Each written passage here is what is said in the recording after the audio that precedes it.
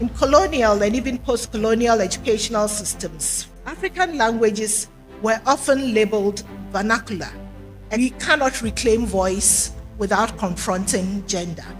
A continent cannot reclaim intellectual sovereignty while muting half of its thinkers. Knowledge produced by an external observer was accorded enduring legitimacy, while subsequent work by Indigenous scholars struggled for recognition. Even the use of the word workers in place of slaves in some educational materials in the state of Texas reflects how language can be used to distort historical reality.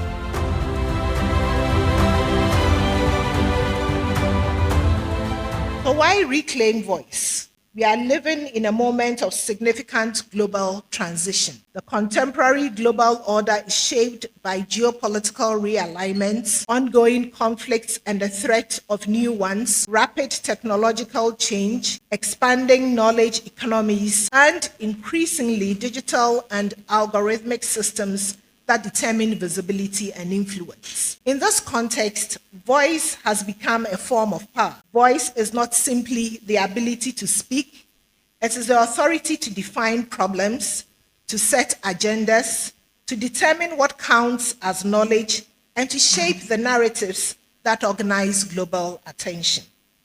But such authority does not emerge in a vacuum. It is historically produced and institutionally sustained. To understand the contemporary dynamics of knowledge production, we must therefore situate them within their historical context. The global knowledge order has long been shaped by the dominance of the global north, a dominance rooted in colonial histories that extended beyond territorial control to include the imposition of languages, educational systems, and epistemologies. This produced a framework in which knowledge generated in Africa was systematically devalued. In colonial and even post-colonial educational systems, for instance, African languages were often labeled vernacular, a term that itself signals inferiority. So you shouldn't be referring to your language as a vernacular. Their use in formal settings, including schools, was not only discouraged, but actively punished, sometimes through enforced declarations designed to discipline both language and identity. I'm sure many of us here today can identify with those lines on the screens. More broadly, knowledge creation came to be viewed through an eurocentric lens in which African ways of knowing were either marginalized or rendered invisible. This dynamic is evident even within my own discipline. Johann Gottlieb Christaller, the 19th century German missionary and ethnolinguist, made significant contributions to the study of the Akan language, producing a grammar, a dictionary, and a Bible translation that remain foundational.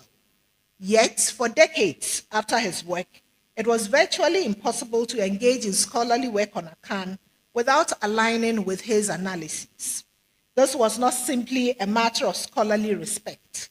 It reflected a deeper structure of authority, one in which knowledge produced by an external observer was accorded enduring legitimacy, while subsequent work by Indigenous scholars, even when offering new insights grounded in lived linguistic experience, struggled for recognition. In other words, authority was not only about knowledge, it was about who produced that knowledge. And this pattern persists. In the contemporary academic publishing landscape, many leading journals and presses remain concentrated in the global north. Research that aligns with established Western paradigms are more readily accepted, while work grounded in African realities often faces additional barriers to recognition. Madam Chair, this dynamic is not only structural, it is also deeply embedded in the everyday practices of academic knowledge production.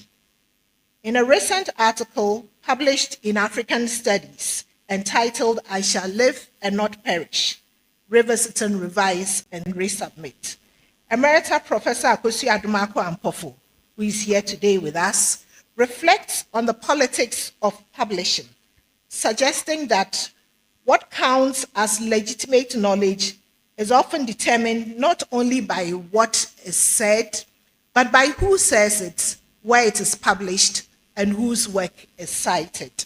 I'm only paraphrasing her here. She recounts, for instance, how forms of knowledge that were taken for granted within African context, what we might call lived communal and experiential knowledge, are frequently required to be validated through written sources, often from the global north, before they are accepted as credible. What is known locally must be reauthorized externally. More broadly, this reflects what has been described as a politics of citation, the ways in which scholarly authority is constructed through patterns of referencing that center some voices while marginalizing others. In such a system, citation is not merely acknowledgement. It is a gatekeeping mechanism that determines whose ideas travel, what becomes thinkable, and whose knowledge is elevated to theory or reduced to data. Voice, therefore, is not only about speaking, but about being citable and being recognized as a producer of knowledge. Against this historical and structural backdrop, reclaiming voice is not a sentimental aspiration, but a strategic, ethical, and urgent imperative through which recent global developments must be understood. If voice is the authority to define problems and shape narratives, then we witnessed just last month a powerful illustration of what reclaiming voice can look like in the global arena. At the recent high-level United Nations side event on reparatory justice for the trafficking of enslaved Africans and the racialized chattel enslavement of Africans, a significant shift occurred, not only politically, but discursively. The recent United Nations resolution recognizing the enslavement of Africans as the gravest crime against humanity is not merely a diplomatic milestone. It is fundamentally a discursive intervention, a reassertion of historical truth through the language of global justice. His Excellency President John Dramani Mahama captured this power of language with striking clarity when he opened his address with these words, and I quote, "Truth begins with language, with the power that words hold to shape consciousness and to shape perspectives to propel an action or other," unquote. For centuries, the transatlantic slave trade has been described in ways that obscure its scale and brutality. Terminologies have softened violence, distanced responsibility, and normalized injustice.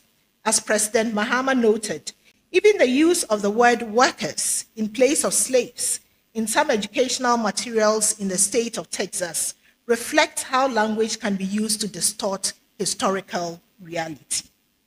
At the same forum, Professor Edem Adote of the University of Ghana's Institute of African Studies further sharpened this point by drawing attention to the importance of terminology. He distinguished between slave trade and slavery as related but not identical phenomena, noting that while the trade was abolished earlier, the institution itself persisted much longer. More importantly, he reframed the language. It was not trade, it was trafficking of enslaved people. They were not goods, they were human beings. To name it clearly, to frame it unequivocally as a crime against humanity is to move from description to moral judgment. And significantly, Ghana played a leading role in this effort through political leadership, but also through scholarship.